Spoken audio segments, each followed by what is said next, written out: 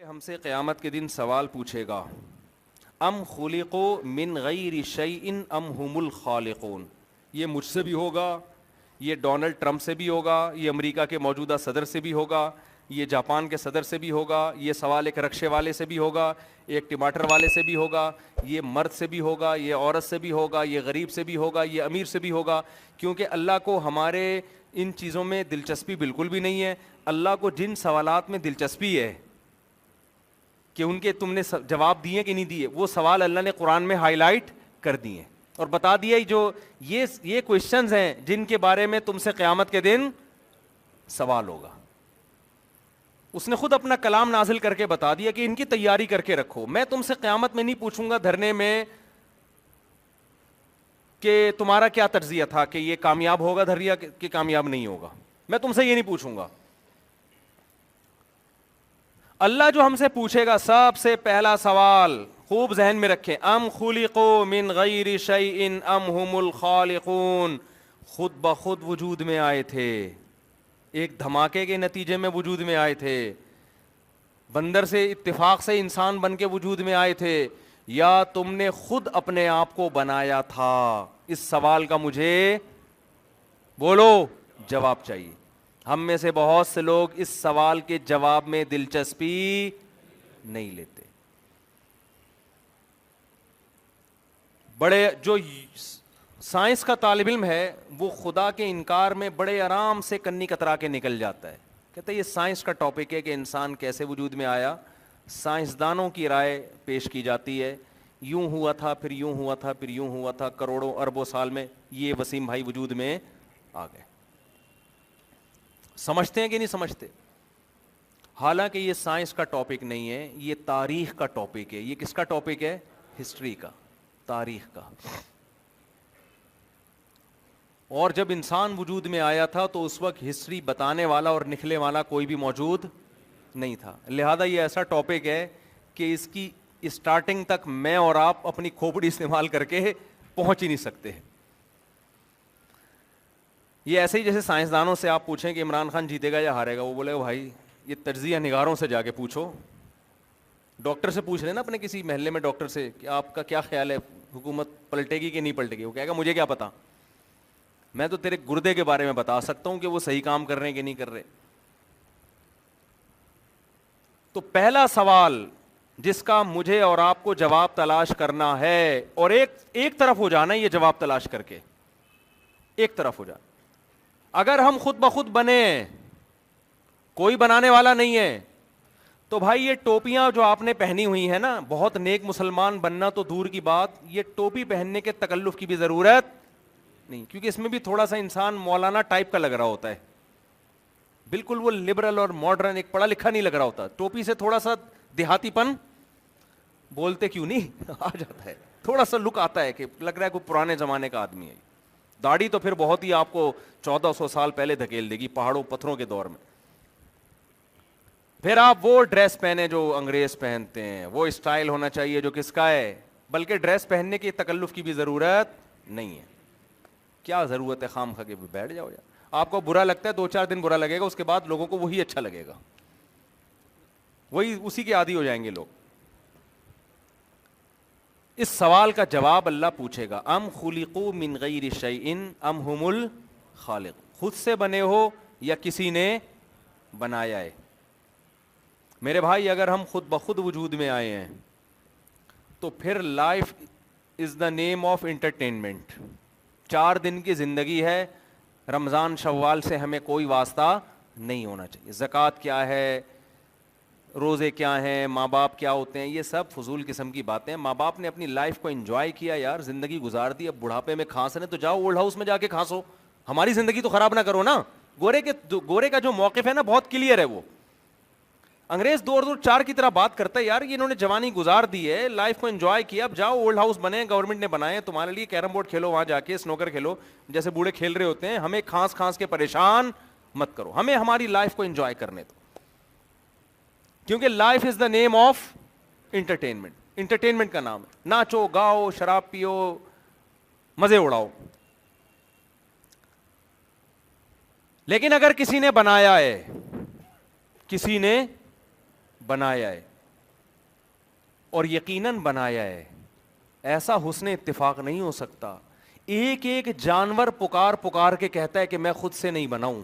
مور جب پر پھیلا کے کھڑا ہوتا ہے نا, اس کے پروں میں جو خوبصورتی ہے, اس کے پروں میں جو پینٹنگ ہے, وہ بزبان حال کہہ رہا ہوتا ہے کہ آج تک کوئی قلم ایسا نہیں ہے جو کسی ڈبے میں, کلر کے ڈبے میں ہو, اور وہ زمین پہ گر کے ہوا کے چلنے سے خود بخود کروڑوں سال میں اتنا خوبصورت ڈیزائن اس نے بنا لیا ہو. تو میرے پروں میں اتنا خوبصورت ڈیزائن کس نے بنایا؟ وہ پکار پکار کے کہہ رہا ہوتا ہے یہ خود بخود ممکن نہیں ہے, نہیں ہو سکتا. ہمارے ایک دوست ہیں, ہوتے ہیں نا برگر فیملیوں والے, جو ہمیشہ بنگلوں میں ٹائم گزارا ہو, کبھی فطرت کی دنیا انہوں نے دیکھی نہ ہو.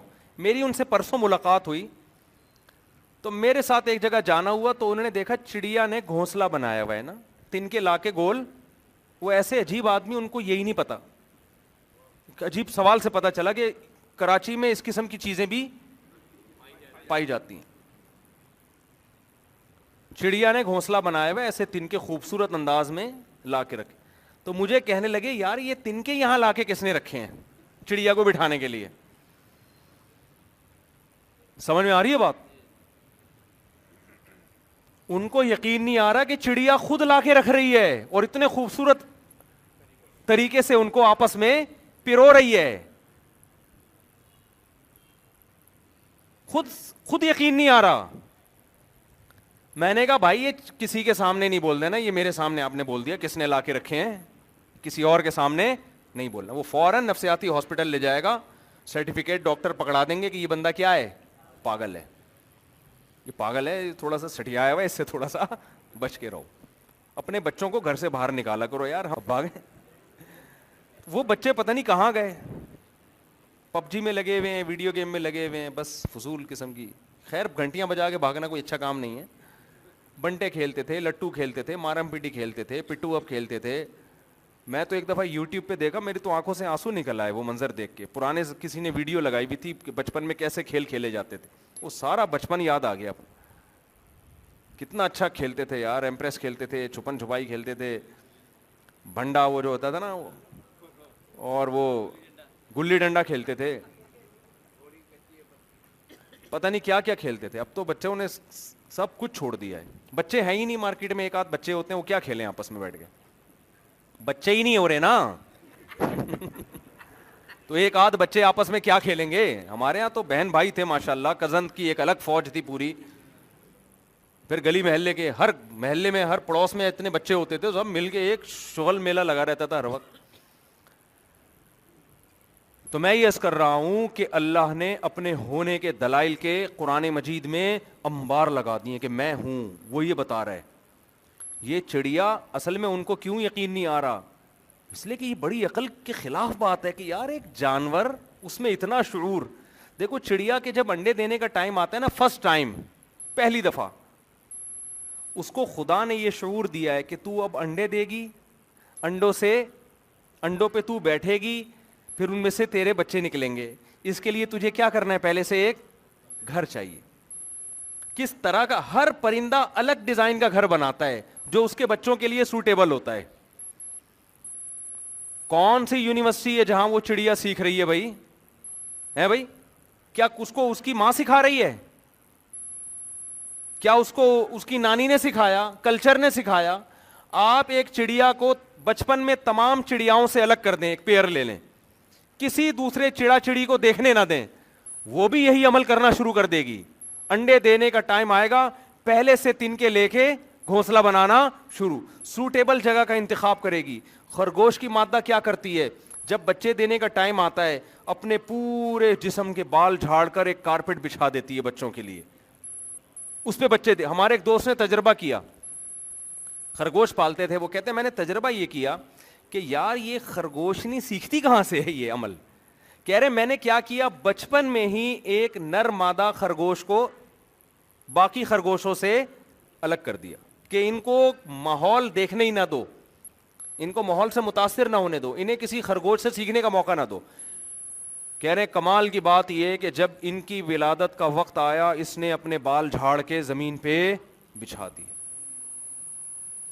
آپ کے لیے یہ عمل معمولی ہے, آپ کہتے ہیں نیچرل ہے, نیچرل. اللہ جگہ جگہ قرآن میں کہہ رہا ہے فلا ينظرون الى الابل کیف خلقت.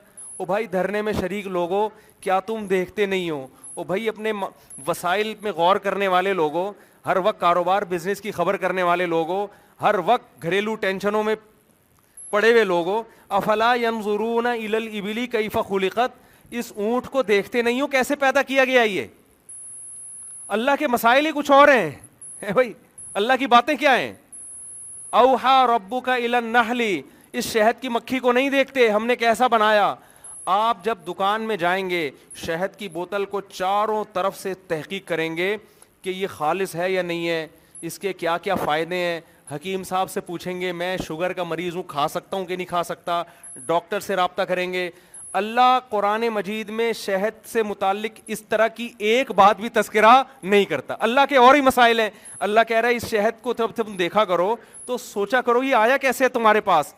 اوحا ربک الی النحل, چھوٹی سی مکھی, اتنی سی کھوپڑی اس کی, آپ اسے کسی یونیورسٹی میں لے جائیں ہنر سکھانے کے لیے, یونیورسٹی والے بولیں گے بھائی اس کو جانور ہے, اس کو ہم کیا سکھائیں, اس میں تو عقل ہی نہیں ہے, یہ کیا پروڈکٹ مارکیٹ میں لے کر آئے گی, اس کو کوئی بندہ لے کر آؤ, انسان لے کر آؤ, وہ بھی عاقل بالغ ہو, سمجھدار ہو, چھوٹا سا بچہ اٹھا کے نہ لے آئیں آپ.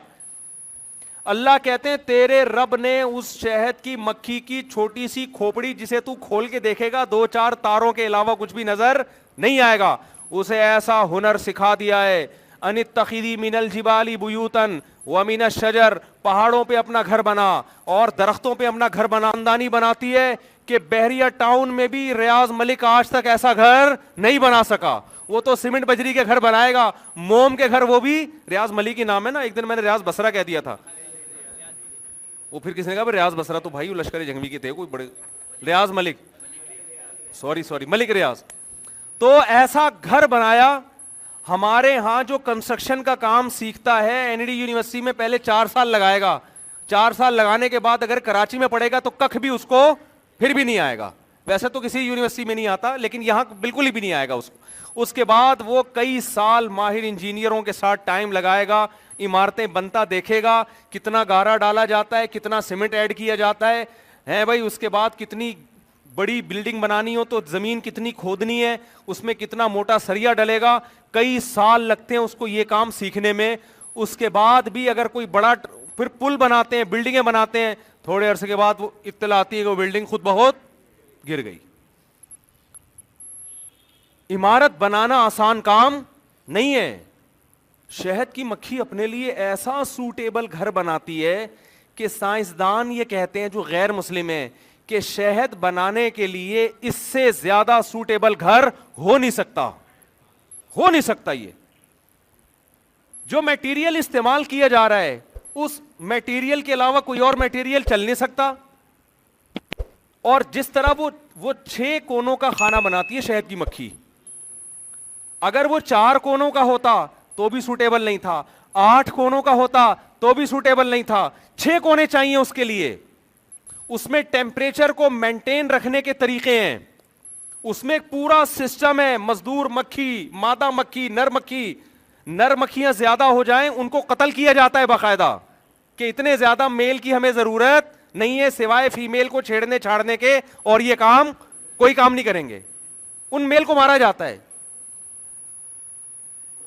وہ کہتے ہیں بھائی اتنے میل ہمارے لیے کافی ہیں جو گروتھ کے لیے, انڈے بچوں کے لیے ضروری ہیں. ایسا خاندانی سیٹ اپ, اور آپس میں ان مکھیوں کا لنک ہے, ربط ہے. اگر یہ ایوولوشن کا نتیجہ ہوتا, ارتقاء کا نتیجہ ہوتا, کروڑوں سال میں ایک مکھی وجود میں آ جاتی نا. مکھی کا خاندان کیسے وجود میں آ گیا, آپس میں رشتہ داری کیسے ہو گئی, یہ ایک کے ذمے ایک کام, دوسرے کے ذمے دوسرا کام, یہ کیسے بن گیا بھائی؟ انہوں نے کیا ایک دوسرے کو سکھایا ہے؟ ایسا آپس میں کنیکشن ہے, یہ سکھا رہے ہیں ایک دوسرے کو. ملکہ مکھی کا کام ہے مینجمنٹ. اس کا کیا کام ہے؟ وہ پورے سسٹم کو مینج کر رہی ہے. وہ اپنا کام کرے گی, وہ کسی اور کے کام میں ٹانگ نہیں اڑائے گی. یہ اتفاق سے ہو گیا کروڑوں سال میں. آج تک اتفاق سے میرے بھائی ایسا نہیں ہو سکتا 2 اینٹیں آپس میں جڑ جائیں. کبھی آپ نے دیکھا ایک دیوار کھڑی ہوئی ہے, خوبصورت سی دیوار ہے, اینٹیں آپس میں جڑی ہوئی ہیں, آپ پوچھ رہے ہیں کیسے جڑ گئیں؟ करोड़ों साल में तूफान आया और ये ईंटें उड़ उड़ के ठक ठक ठक करके जुड़ गई हैं। एहराम मिस्र है ना, एहराम मिस्र दुनिया का एक उजूबा है कि नहीं है? क्या ख्याल है? अरे भाई, एहराम मिस्र दुनिया के 7 उजूबों में से एक उजूबा है। उसमें यह है कि इन पहाड़ों पर इतनी बड़ी बड़ी बेजोड़ दीवारें किसने खड़ी कर दी, ऐसी इमारतें किसने बना दी? 4000 साल पहले टेक्नोलॉजी ने इतनी तरक्की कैसे कर ली?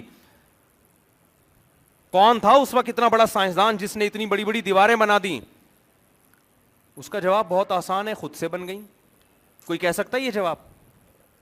बोलते क्यों नहीं भाई? साइंसदान बोल दें यार, जैसे वसीम भाई खुद से वजूद में आ गए इत्तेफाक से, बंदर से तरक्की करते करते यहां तक पहुंच गए, तो एहराम मिस्र में इतनी बड़ी दीवार करोड़ों साल में खुद ब खुद बन गई। वहां कोई नहीं कहता कि ये दीवार ऑटोमेटिकली खुद ब खुद करोड़ों साल में वजूद में आई। कह रहे नहीं, इतना खूबसूरत डिजाइन किसी ने बनाया है। कैसे बनाया हमारी अकल में नहीं आता, बना नहीं है, बनाया गया है। तो जिस इंसान ने वो दीवार बनाई, जिन इंसानों ने, वो कैसे खुद से वजूद में आ गए भाई? तो एक एक चीज गवाही दे रही है। देखो, जानवरों की नस्ल बढ़नी है ना, अल्लाह ने मां की ममता का जज्बा जिन जानवरों में रखा है, ये वो जानवर हैं जिनमें ग्रोथ रेशो कम है। जिन जानवरों का ग्रोथ रेशो बहुत ज्यादा है, उनमें मां की ममता वाला जज्बा अल्लाह ने नहीं रखा। इससे पता चला कि मां के अंदर जो बच्चों की मोहब्बत होती है, ये नेचुरल नहीं है। जिस खुदा ने जिस मां में मोहब्बत रखनी थी रख दी, जिसमें नहीं रखनी थी उसमें नहीं रखी है। उसको हमने नेचर से ताबीर किया है। मैं 2-4 मिसालें देता हूं, जल्दी से बात को समेटता हूं मैं। मछलियों की जो स्पीड है ना, हजारों अंडे देती हैं मछलियां। क्या ख्याल है? कभी आपने एक्वेरियम में मछलियां पाली होंगी ना? मछलियां 2-4 अंडे नहीं देती, 12-13 अंडे नहीं होते, हजारों अंडे होते हैं समंदर में। मछली सबसे पहले अंडे देके अंडे खाना शुरू करती है। वो अपने अंडों की हिफाजत, बोलने पर गवर्नमेंट ने पाबंदी लेके बोलने नहीं करती। हाँ, मुझे आवाज चाहिए। मैं जो इतना जोर लगा रहा हूं, मुझे इस बयान के कोई पैसे वैसे नहीं मिल रहे, खूब समझ लें। यूनिवर्सिटी में एक एक लेक्चर के ठीक ठाक पैसे होते हैं, हम फ्री फोकट में बयान करके जा रहे हैं, तो कुछ सुनेगा तो फिर बोलेंगे ना। अगर आप बैठे हुए हो तो फिर फायदा नहीं है। यूनिवर्सिटी कहां से आ गई? ये आपकी वजह से ऐसा हुआ है। मछलियां हजारों अंडे देती है एक एक टाइम पे, हजारों बच्चे पैदा होते ही अपने बच्चों को खाना शुरू कर देती है। कुदरत ने उसको भी बच्चे दिए, मां की ममता का जज्बा नहीं दिया, क्योंकि मां की ममता का होना यहां जरूरी नहीं था। खा जाओ कोई बात नहीं, जितने बचेंगे उतने समंदर की जिंदगी बरकरार रखने के लिए काफी हैं। क्योंकि माहिरीन कहते हैं मछलियां जितने अंडे देती हैं, मछली अगर अपने बच्चों को ना खाए तो समंदर में पांव रखने की जगह ना हो, वो भूख से मरना शुरू कर देंगी। जो पुरानी वाली हैं, जितनी खुराक है उस हिसाब से अंडे बच्चे पैदा हो रहे हैं, बाकी इंसान निकाल लेता है, बस काफी है। सांप हजारों अंडे देती है उसकी मादा, बच्चे पैदा होते ही सबसे पहले खाना शुरू करती। वो उसके भी अंडे हैं, उसके भी बच्चे हैं, मां की ममता का जज्बा नहीं। अगर ये नेचुरल होता ना अपने बच्चों से मोहब्बत, तो सांप के दिल में भी होनी चाहिए थी, ये मछली के दिल में भी होनी चाहिए थी, नहीं होती। जिन जानवरों की ग्रोथ रेशो कम है, खाए भी जा रहे हैं बहुत ज्यादा, ग्रोथ रेशो कम है, जितनी ग्रोथ रेशो कम होगी उतना मां के ममता का जज्बा ज्यादा होगा। इसका मतलब ये प्लानिंग है। ज़ालिका तक़दीरुल अज़ीज़िल अलीम, ये मैनेजमेंट है एक ऐसे बादशाह की तरफ से जो हर चीज पर कुदरत रखता है और इस कायनात के एक एक जर्रे से वाकिफ है कि किसको कितनी मोहब्बत देनी है। पेंगुइन का नाम सुना होगा ना आपने, जो समंदरों, वो जो उधर नॉर्थ की तरफ रहते हैं, समंदर जो जहां बर्फानी समंदर होता है, हाँ अंटार्कटिका वगैरह में। आप यूट्यूब पे डॉक्यूमेंट्री देख लेना, फिल्मों के अलावा भी तो कुछ देखना चाहिए इंसान को। आप जरा उसकी डॉक्यूमेंट्री देखें जाके, क्योंकि उसके ग्रोथ रेशो बहुत कम है, उसका ग्रोथ रेशो बहुत कम है। कुदरत ने उसमें मां की ममता भी रखी और बाप की बप्ता भी रख दी है, समझ रहे हैं ना। جن کا جیسے جیسے کم ہو رہا ہے نا, تو ماں کے ساتھ کون انوالو ہو رہا ہے؟ باپ بھی پال رہا ہے اپنے بچوں کو. باپ کی بپتا, بپتا تو نہیں کہتے ہم نے بنا دی ہے ماں کی ممتا سے. جیسے ٹرک کے پیچھے لکھا ہوتا ہے نا ماں کی دعا جنت کی ہوا, تو ایک کے پیچھے لکھا تھا باپ کی دعا ٹریکٹر کا دھواں. سمجھ رہے؟ تو یہ ٹرکوں بسوں والے کچھ نہ کچھ بناتے رہتے ہیں, وہ کہیں باپ کا ستایا ہوا ہوگا کہیں بیچارہ. اب آپ دیکھو یہ جو پینگوئن ہے اس کی نسل بہت تھوڑی بڑھتی ہے, لیکن آپ نیٹ پہ سرچ کریں یہ بچوں کو کیسے پالتے ہیں. اتنی ٹینشن لیتا ہے یہ, برفانی ہواؤں کے تھپیڑے برداشت کرتا ہے ایک بچے کی زندگی بچانے کے لیے, کیونکہ اگر اس میں یہ جذبہ نہ ہوتا ان کی نسل بالکل ختم ہو جاتی ہے, بالکل ختم, ملیمیٹ ہو جاتے یہ. ذالک تقدیر العزیز العلیم, اللہ کہتا ہے قرآن میں ان جانوروں کا تذکرہ کر کے, اس کائنات کا تذکرہ کر کے, یہ آٹومیٹیکلی نہیں ہو رہا. تقدیر کہتے ہیں مینجمنٹ کو, اندازہ, ایک اندازہ لگایا جاتا ہے نا, یہ اندازے ہیں, یہ خود بخود نہیں ہے, خود بخود مینجمنٹ نہیں ہوتی. کسی کمپنی میں آپ گئے, مینیجر صاحب بیٹھے ہوئے ہیں, لوگ امپلائز ٹائم پہ آ رہے ہیں, ٹائم پہ جا رہے ہیں, تنخواہیں چل رہی ہیں, مارکیٹ میں پروڈکٹ آ رہی ہے کمپنی کی, آپ کو یہ آٹومیٹیکلی ہو رہا ہے؟ نہیں بھائی, آٹومیٹیکلی نہیں ہو رہا. کچھ بڑے بڑے دماغ بیٹھے ہوئے ہیں جو اس کو دیکھ رہے ہیں, چلا رہے ہیں اس کو. تو اللہ کی نظر میں سب سے امپورٹنٹ سوال کیا ہے؟ ام خلقوا من غیر شیء ام هم الخالقون, بنے ہو یا کسی نے بنایا ہے؟ یہ سب سے امپورٹنٹ سوال ہے. اس سوال کا جواب آپ کو تلاش کرنا ہے اور ایک رائے قائم کرنی ہے. خود سے بنے ہیں تو بالکل بھی تکلف کی ضرورت, رمضان, شوال, عید, بقرعید, یہ سب ہمارے اور آپ کے لیے فضول قصے کہانیاں ہیں. گوروں کی طرف لائف گزارو. اور ہندو بھی کہتا ہے مذہب ہے لیکن بس کلچر کا حصہ ہے, لہذا جب ان کا جوش آتا ہے بھگوان کو گالیاں دینا بھی شروع کر دیتے ہیں. آئی بات؟ ابھی ایک یوٹیوب پہ وہ آیا ہے, وہ بھگوان کو ایک لڑکی برا بلا کہہ رہی ہے, بھگوان کا میرے ابا مر گئے, میں بھگوان کو چیختی رہی ہوں, بھگوان کی ایسی کی تیسی اس نے کر دی. ظاہر ہے بھگوان کسی کام کا نہیں ہے ان کی نظر میں. بھگوان کا مقصد تھا ہم نے مذہب کو فالو اس لیے کیا ابا ٹھیک ہو جائے, ابا ٹھیک نہیں ہوا تو مذہب کا کیا کرنا ہے ہم نے. ان کا مذہب آخرت کے لیے نہیں ہے, ان کو پتہ ہے اس سے ان بتوں کو پوجنے سے آخرت میں کچھ بھی ملنے والا نہیں ہے. ان کو ان کے پنڈتوں نے یہ سمجھایا ہوا ہے کہ ان بھگوان سے, وہ مجھے تو ہندی الفاظ بھی نہیں آتے, ان کے آشیرواد لوگے اور یہ کرو گے وہ کرو گے تو یوں ہو جائے گا, پتہ نہیں کیا ہو جائے گا. وہ ہندی الفاظ میری زبان پہ آ نہیں رہے, چمتکار ہو جائے گی آپ کی بس. عیسائی کو پتہ ہے کہ جس مذہب کو میں فالو کر رہا ہوں اس کے ضمیر کہتا ہے کہ اس کا آخرت میں مجھے کچھ بھی ملنے والا نہیں ہے. یہ خوب سمجھ لیں. ان کے دل کی آواز ہے کہ یار صرف 25 دسمبر کو سیلیبریٹ کر لینا اور ایک دن چرچ جا کے بس کچھ گیت مالا سن کے آ جانا. کیا اس لیے عیسیٰ ابن مریم کو دنیا میں بھیجا گیا تھا؟ کچھ گیت سن کے آ جاتے ہیں وہ. ان کو پتہ ہے وہ مذہب سے رشتہ رکھتے ہیں کلچر کی وجہ سے. باپ دادا کرسچن تھے, ٹھیک ہے یار, تھوڑا بہت مذہب اچھی چیزوں کی تعلیمات کر دیتا ہے, جھوٹ نہیں بولو سچ بولو, ٹھیک ہے. سکھ مذہب کو اس لیے فالو کرتا ہے تو اس کے باپ دادا کا دین ہے.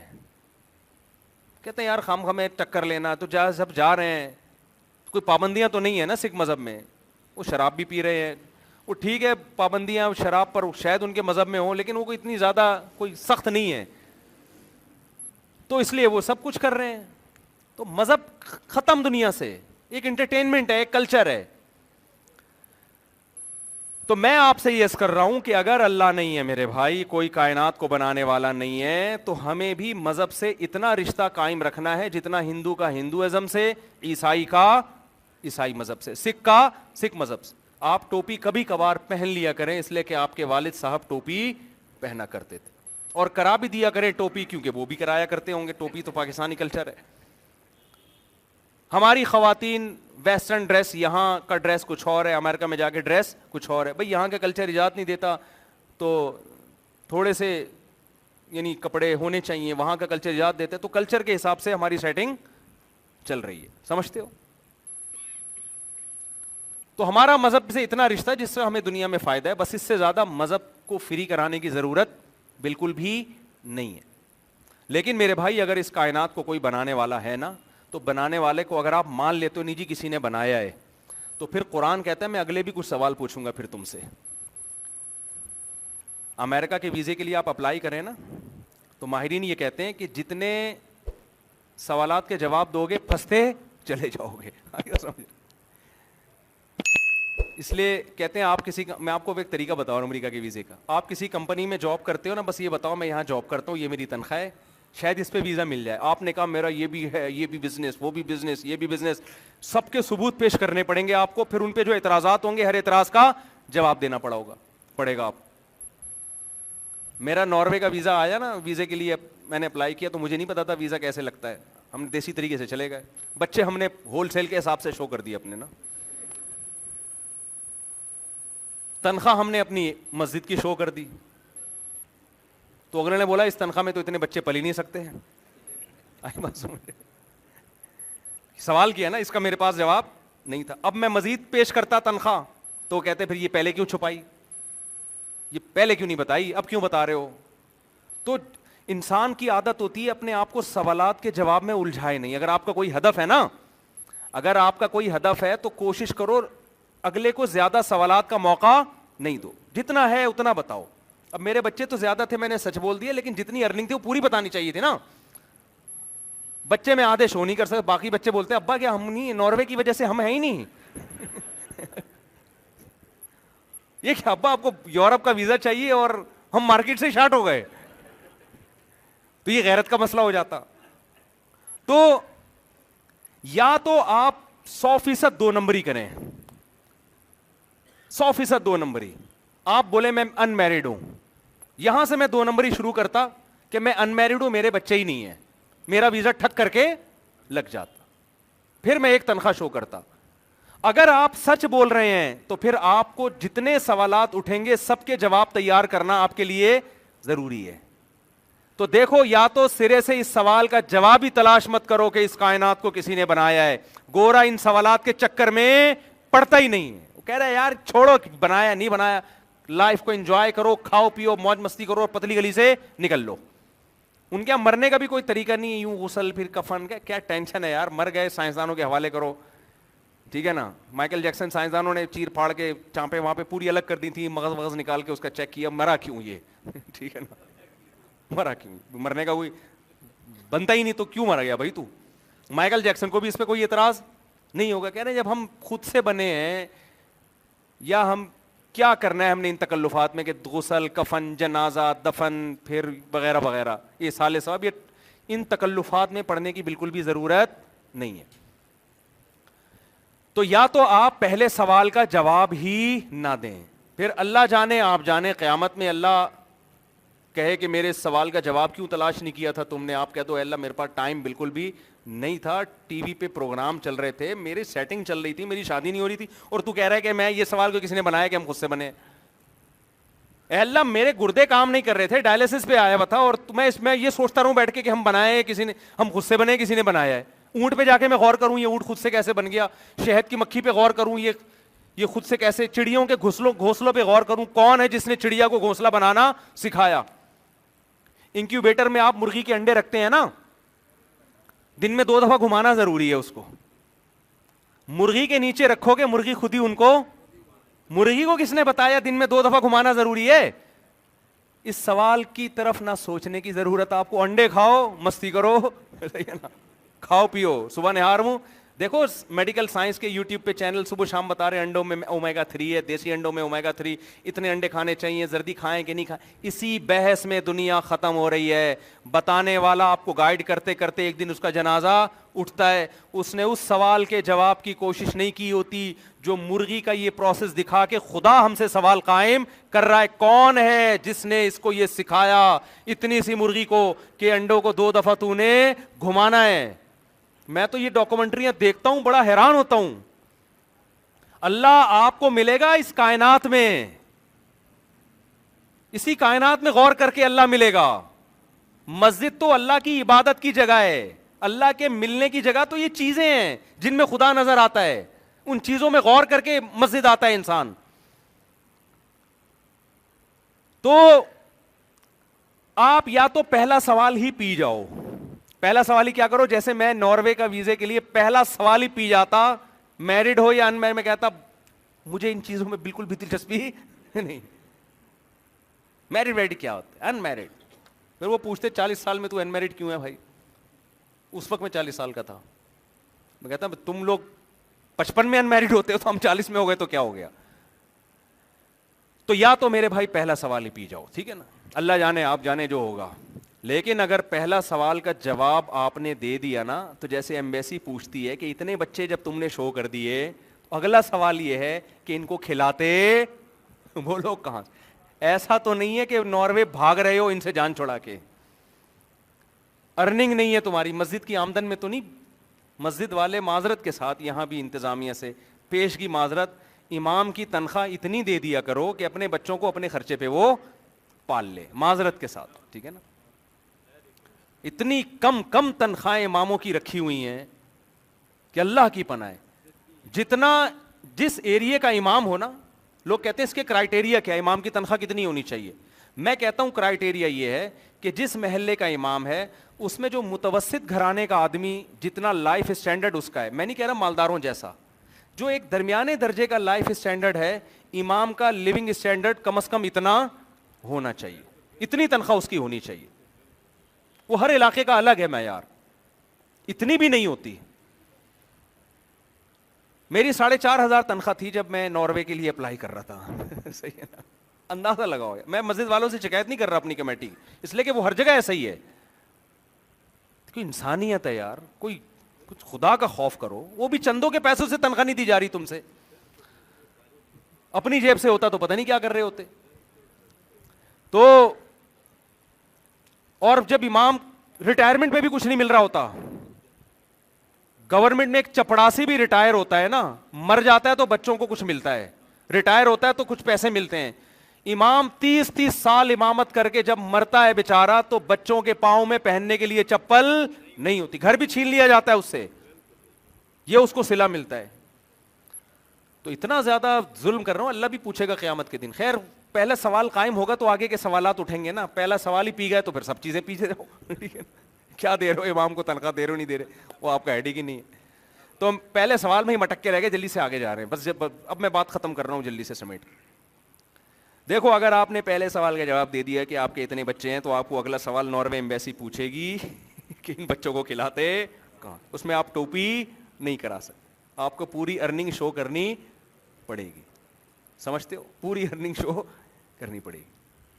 تو جیسے ناروے والوں کو اتنی عقل ہے کہ اگلا سوال اس سے پوچھو, تو کیا اللہ آپ سے اگلا سوال نہیں پوچھے گا؟ ہے بھائی, اللہ یہ کہہ کے چھوڑ دے گا کہ آپ نے جواب دیا اللہ ہم مانتے تھے کہ کوئی اس کائنات کو بنانے والا ہے, خود بخود یہ کائنات نہیں بنی. اللہ کہے گا چلو تم سب پاس, تمہیں پتا تھا کہ کوئی کائنات کو بنانے والا ہے, چلو جاؤ, کہاں جاؤ؟ کامیاب, جنت میں عیش کرو, موج مستی کرو. ایسا بالکل بھی نہیں. اگلا سوال ہوگا, پوچھا جائے گا میرے اور آپ سے, یہ سوال قرآن اٹھا رہا ہے کہ اس پہ کیوں غور نہیں کیا کہ جس نے اس کائنات کو بنایا اس نے کسی مقصد کے تحت بنایا یا ویسے ہی بنایا بے مقصد. اگلا سوال بولو یہ اٹھتا ہے. اگر اللہ نے اس کائنات کو بنایا کوئی مقصد نہیں تھا اور ویسے ہی بنا دیا, تو بھی لائف کو آپ کیا کرو میرے بھائی, بولو نا, انجوائے کرو. گٹکے بھی کھاؤ, پان بھی کھاؤ, مزے اڑاؤ. اکثر ایک چٹکلا میں سناتا رہتا ہوں بار بار, ہر دفعہ مزہ آتا ہے وہ چٹکلے میں. ایک نوجوان, جلدی شارٹ کر کے سنا, اور ایک نوجوان سمندر کے کنارے لیٹا ہوا سگریٹ کے کش لے رہا ہے, ناک سے دھواں نکال رہا ہے. ایک بزرگ اس کے پاس گئے, ترس آیا, بیٹا تم کچھ پڑھ کیوں نہیں لیتے, ٹائم کو ضائع کر رہے ہو تم. انکل کیا کروں, بیٹا میٹرک کر لو. انکل میٹرک 10 سال لگیں گے, پھر کیا ہوگا, بیٹا انٹر کر لینا. دوست اس نے کہا انکل 12 سال لگ جائیں گے. کوئی بات نہیں بیٹا, انٹر کے بعد بیچلر بن جانا. انکل 14 سال, بیٹا کوئی بات نہیں, آگے رزلٹ بھی تو دیکھو نا کتنا اچھا آنے والا ہے. انکل بیچلر کے بعد کیا کروں میں, بیٹا پھر ماسٹر کرنا. 16 سال. وہ نوجوان پہ رہا 16 سال تک پڑھتا رہوں, پھر کیا ہوگا, بیٹا پھر پی ایچ ڈی کرنا. انکل پھر کیا ہوگا, بیٹا پھر تمہاری اچھی جاب ملے گی تمہیں, جب پڑھے لکھے ہو جاؤ گے نا, ٹھیک ٹھاک تنخواہ آئے گی گھر میں.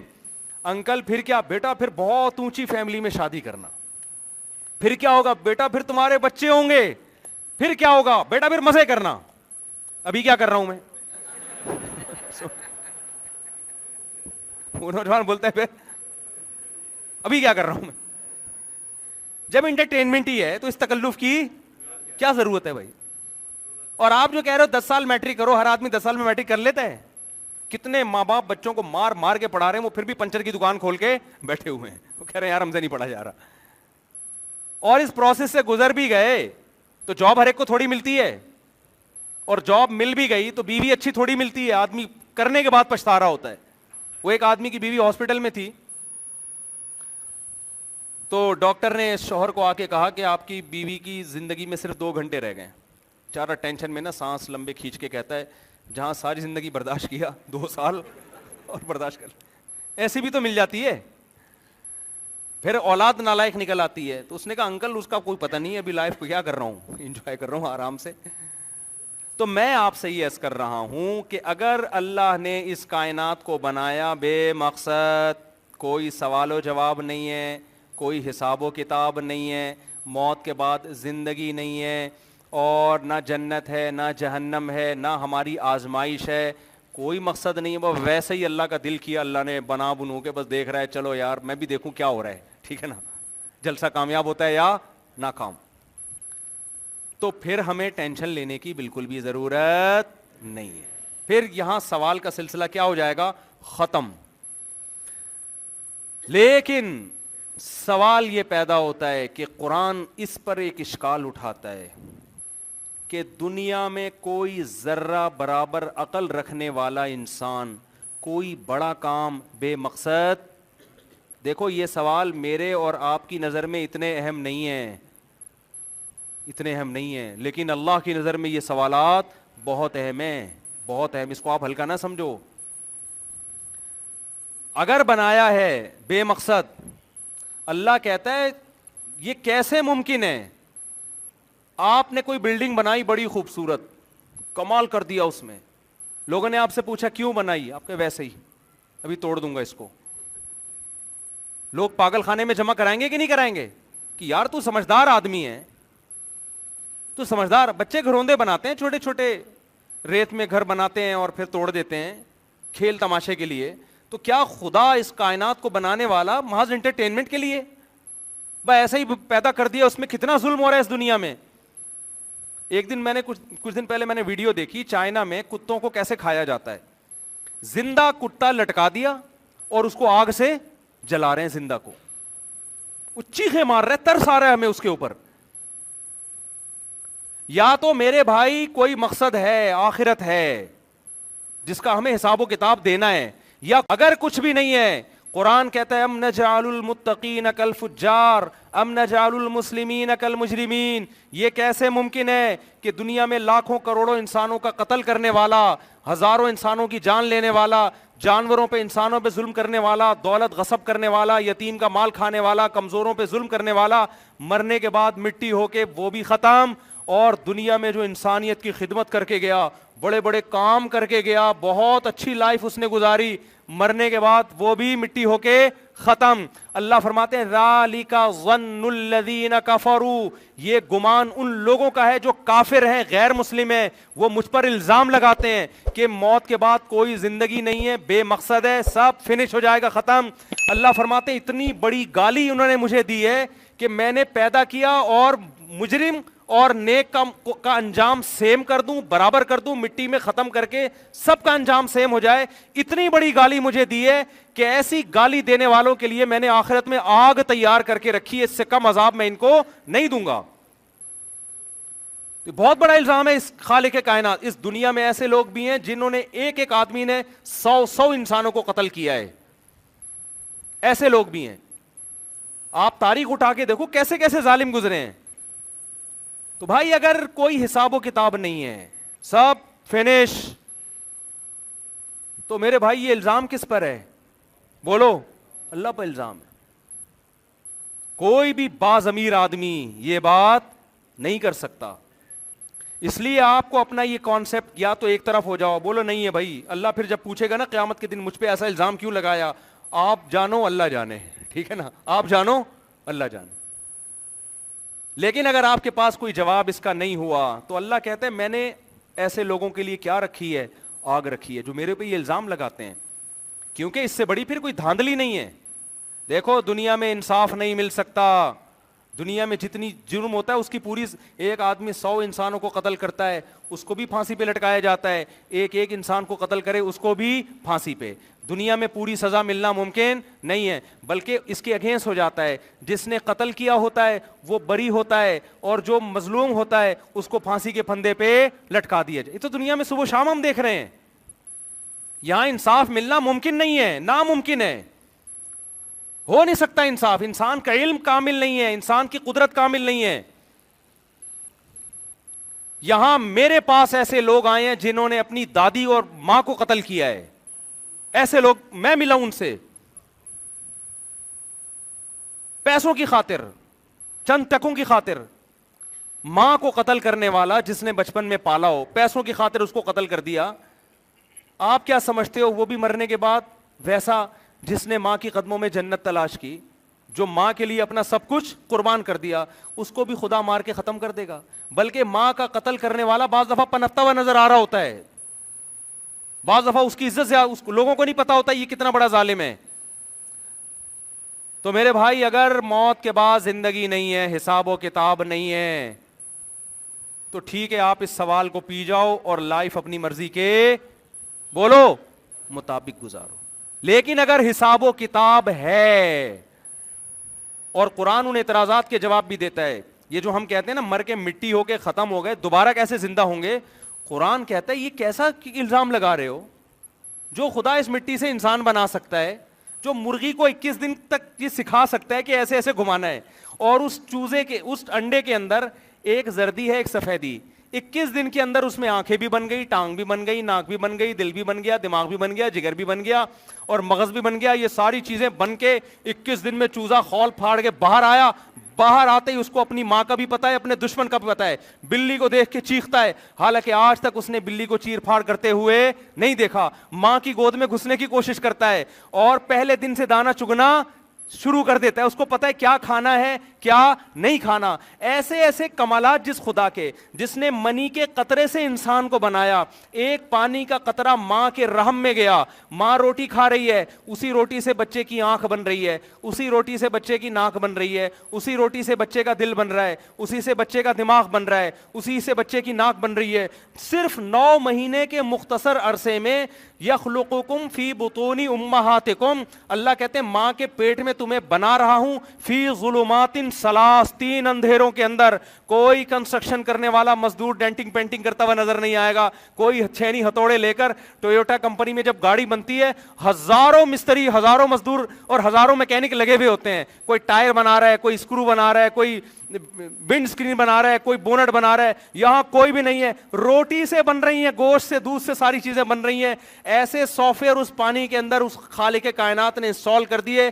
ادھر 9 مہینے میں دھکا دے کے اس کو ماں کے رحم سے باہر نکالا. باہر نکلتے ہی اب ماں روٹی کھا رہی ہے, دودھ پیدا ہو رہا ہے, ماں کی چھاتیوں میں جانا شروع, اور بچہ کچھ بھی نہیں جانتا لیکن ماں کی چھاتیوں کی طرف لپکنا شروع. اس کو خدا نے ماں کے پیٹ میں سکھا دیا, باہر آتے ہی ادھر تیری ڈائریکشن ہے, یہاں کا سفر کرنا ہے, اس طرح ماں کی چھاتی کو منہ میں لے کے سک کرنا ہے اور دودھ پیٹ میں اتارنا شروع کر دینا ہے. اور پھر جوانی کی دہلیز پہ قدم رکھتا ہے, آسمان سے بارشیں برس رہی ہیں, زمین میں تناور درخت پیدا ہو رہے ہیں. زمین کھود کے دیکھو, نہ آم کا ذائقہ, نہ آم کا رنگ, نہ امرود کا ذائقہ, نہ امرود کا رنگ. گوبر, پانی, مٹی کے ملاپ سے آم کی گٹلی ڈالی آپ نے, اس زمین کو سگنل دے دیا کیا پیدا کرنا ہے.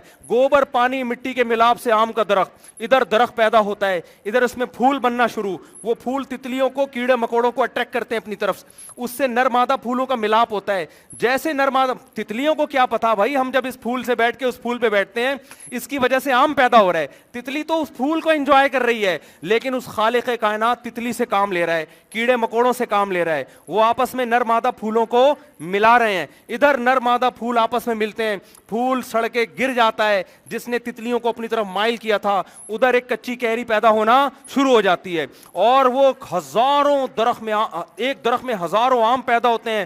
جیسے ہی آم پک کے تیار ہوتا ہے اس کی خوشبو، اس کا ذائقہ دیکھو، اور زمین کے گوبر اور مٹی کو دیکھو، اس مٹی سے اس نے آم پیدا کیا. جیسے ہی آپ اس آم کو کاٹ کے دیکھتے ہیں آپ کی عقل حیران ہو جاتی ہے. وہی گٹلی جو زمین میں نے دفن کی تھی، مٹی اور پانی کے ملاپ سے قدرت نے اس گٹلی سے ہزاروں گٹلیوں کو پیدا کر دیا کہ درخت لگاتے چلے جاؤ اور آم پیدا کرتے چلے جاؤ. جو خدا مٹی کو ایسے پروسیس سے گزار سکتا ہے، جو ماں کے پیٹ میں آنکھ، ناک اور کان پیدا کر سکتا ہے، جو خدا مرغی کو یہ سکھا سکتا ہے کہ کیسے تو نے اس کے پیٹ سے چوزے نکالنے اور کیسے حفاظت کرنی ہے، وہ خدا قبروں میں مرنے کے بعد، انسان کے مٹی ہونے کے بعد 1 سیکنڈ میں انسان بنا کے اپنے سامنے کھڑا کر سکتا ہے. جو بدبخت یہ کہتا ہے کہ مٹی بننے کے بعد دوبارہ پیدا نہیں ہوں گے، قیامت کے دن اللہ کہتا ہے ان لوگوں کو میں آگ میں ڈالوں گا. اتنی قدرت کے نمونے انہوں نے اپنی آنکھوں سے دیکھ لیے. اونٹ کو دیکھ لیا، شہد کی مکھی کو دیکھ لیا، جنگلی جانوروں کو دیکھ لیا، خربوزوں کو پیدا ہوتے ہوئے دیکھ لیا، پھولوں کو پیدا، کیسے خوشنما پھول، ان کے اندر کیسی خوشبو، کیسی ان کے اندر رنگت. انظروا الی ثمرہ اذا اثمر وینعی. قرآن انار کی مثال دیتا ہے. اس انار کے پھلنے کو دیکھو، کیسے زمین میں گوبر، پانی، مٹی کے ملاپ سے پودا پیدا ہوا، پھول پیدا ہوئے، کچا انار پیدا ہوا، اور ہوتے ہوتے ہوتے ہوتے ایسے پھٹ کے مسکرانا شروع کر دیتا ہے اور اس کے اندر سے رس گرنا شروع ہو جاتا ہے. اور کیسے اس کو جب پھاڑتے ہو اس کے اندر کیسے ترتیب سے دانے جڑے ہوئے ہوتے ہیں، ایسے نہیں بے تکے لگے ہوئے ہوں، کیسے جھلیوں کے اندر تہ بتے دانے ہوتے ہیں. ذات الاکمام، ایک خوبصورت پیکنگ میں ان درختوں میں اس پھلوں کو اس نے پیدا کیا. ہر پھل کے اوپر ایک ڈبہ ہے، ایک پیکنگ ہے. سیب کے اوپر ایک چھلکا لگا دیا، کیلے کے اوپر ایک چھلکا لگا دیا. جیسے ہی چھلکا اتاریں گے پیکنگ سے باہر آ گیا، وہ خراب ہونا شروع ہو جائے گی. ایسا خوبصورت نظام اس نے پیدا کیا. قرآن کہہ رہے کوئی مسئلہ نہیں ہے میرے لیے. منہا خلقناکم، اسی مٹی سے بنایا ہے. وفیہا نعیدکم، تھوڑے دنوں میں مٹی کر کے دوبارہ ختم کر دیتا ہوں. 2 پروسیس اپنی آنکھوں سے تم نے دیکھ لی ہیں، اس لیے ایمان لاتے ہو کہ دیکھ چکے ہو. ایک اور عمل باقی ہے جو تم نے دیکھا نہیں ہے، وہ کیا ہے؟ ومنہا نخرجکم، اسی مٹی کو ریورس کر کے دوبارہ انسان بنا کے اپنے سامنے کھڑا کر دوں گا. میں سمجھا پا رہا ہوں اپنی بات کہ نہیں؟ میری باتیں نہیں ہے بھائی، میں اپنا کچھ بھی نہیں کر رہا، میں اللہ کا پیغام آپ تک نقل کر رہا ہوں. ہمارے مسئلے کچھ اور ہیں، اللہ کے ہاں مسائل کچھ اور ہیں، وہ کچھ اور چاہ رہے ہیں ہم سے.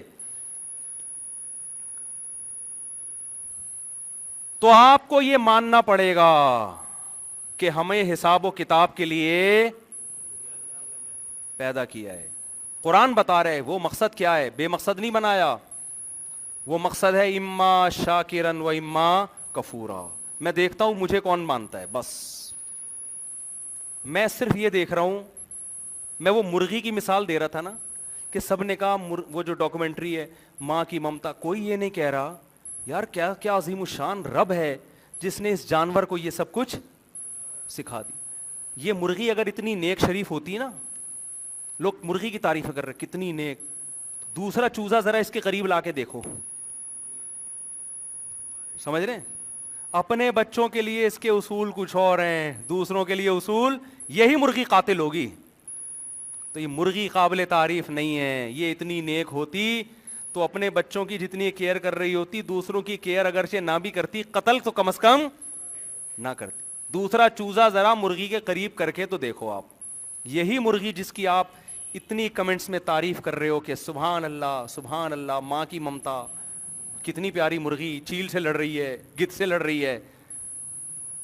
یہ گاڈ گفٹڈ ہے. ان چوزوں کی حفاظت کے لیے خدا نے اس کو یہ پیغام دیا ہے اور خدا نے اس کے دماغ میں ڈالا ہے. یہ اگر شہد کی مکھی اتنی اچھی ہوتی کہ آپ کے لیے شہد بنا بنا کے مارکیٹ میں آپ کو پرووائڈ کر رہی ہوتی، لوگوں نے شہد کی مکھی کی بھی بڑی تعریفیں کی ہوتی ہیں ڈاکومنٹریز میں، کتنی خوبصورت مکھی ہے، کتنا پیارا کام کر رہی ہے، واہ واہ واہ، مکھی کو ایوارڈ ملنا چاہیے.